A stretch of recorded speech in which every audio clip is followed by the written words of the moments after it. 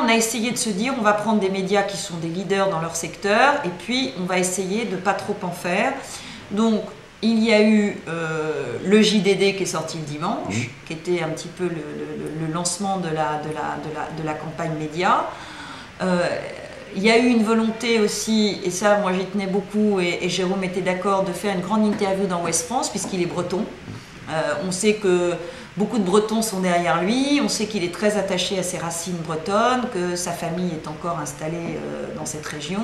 Et c'était important aussi de dire, voilà, on ne fait pas de parisianisme. Jérôme Kerviel, c'est un petit gars de Bretagne et il s'exprime en plus, bon, Ouest France est quand même en plus par chance un des quotidiens régionaux qui a la plus grosse diffusion.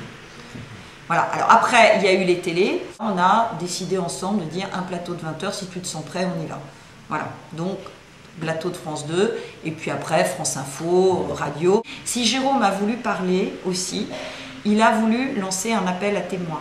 Le vrai problème qu'a Jérôme aujourd'hui, si tant est qu'il en a un important, c'est aujourd'hui il a des élans de sympathie de plein de gens dans la rue, etc., mais de beaucoup de gens du monde de la finance. Sauf que anonymement, tout le monde lui dit on savait, on a vu, etc.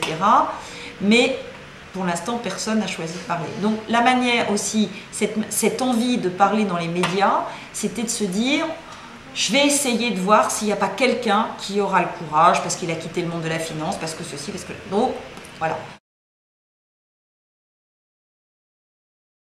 C'était un choix parce que Jérôme, avant que l'affaire n'éclate, était sur Facebook. Donc évidemment, au moment où l'affaire a éclaté, les demandes d'amis sur Facebook, c'était absolument délirant.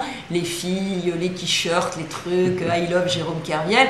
Donc il y a eu une volonté d'arrêter tout ça, parce qu'en plus c'est difficilement maîtrisable quand on tombe dans une espèce d'euphorie de star system, et lui il n'avait pas envie de tomber là-dedans. Et puis clairement c'est moins maîtrisable en termes de discours. Donc lui, il a laissé faire tout ça, mais on n'a pas voulu alimenter et s'en servir comme un outil de communication.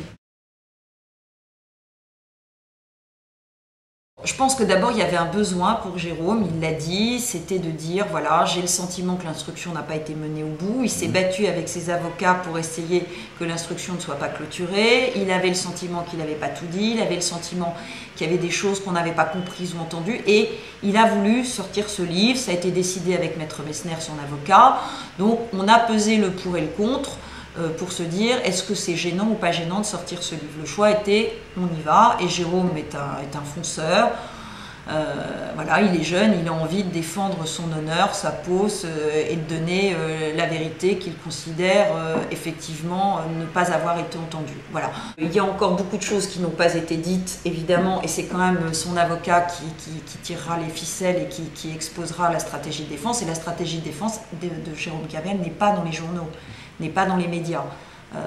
Donc c'était une manière de dire sa vérité, puis de parler simplement. Ah, moi je pense qu'effectivement les médias prennent un poids de plus en plus important dans la gestion des affaires. Aujourd'hui, d'ailleurs c'est très marrant de voir à l'ouverture de l'audience à 14 h des magistrats ou des avocats avec le Monde sous le bras. Ça montre bien qu'il n'y a pas que dans les cabinets ministériels où on va chercher le journal du soir. Donc aujourd'hui, ce qui est dit dans les journaux est extrêmement important. Ce que pense l'opinion publique, c'est extrêmement important. Les avocats inclus dans leur stratégie de défense ou dans la manière de gérer un dossier, que ce soit pour une entreprise ou une personnalité, maintenant des communicants.